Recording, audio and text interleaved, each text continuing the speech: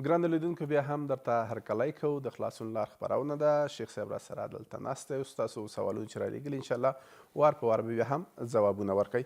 شیخ صاحب یو بل ورور هم سوال رالیږلی وایي چې یو څوک نفر راشي یو نفر په موټر ووهي او د دغه وهل شوي کورنۍ هغه معاف کړي.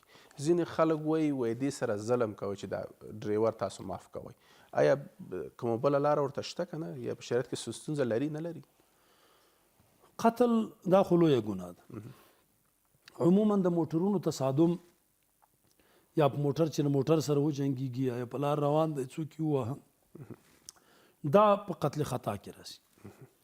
ځکه هېڅوک دا نه غواړي چې یو څوک دی د لاسه ووژلی سي او مسلمان دی د چا د لاسه ووژلی سي خو تصادم راځي حوادث المرور دي د دې نه سړی سترګې نشي پټولی.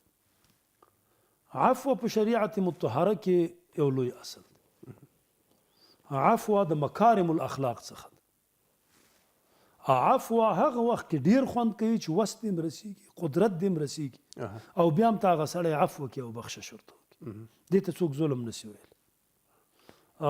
وان تعفو هو اقرب للتقوى قرآن عظیم شان تصریح ورباندې کړ.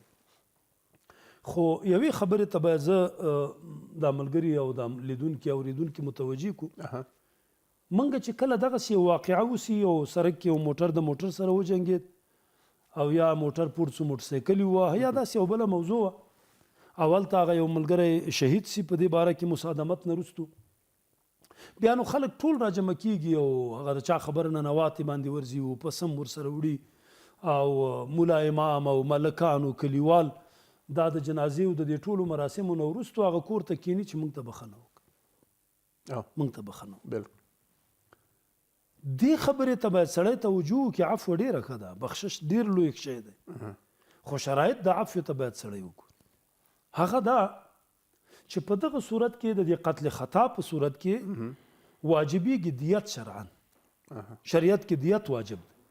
د دغه مقتول دیت به دا ورثه د قاتل یا د قاتل به یې ورکوي چاته وارثانو د مقتول ته به یې ورکوي. دا کوم چې شهید سوی وژل سوی د هغه ورثهو ته به دا دیت ورکولی او دا دیت د هغوی طریقه ده. دا د هغه مال دی چې د هغه بچیانو ته د هغه ماشومانو ته ورکولی.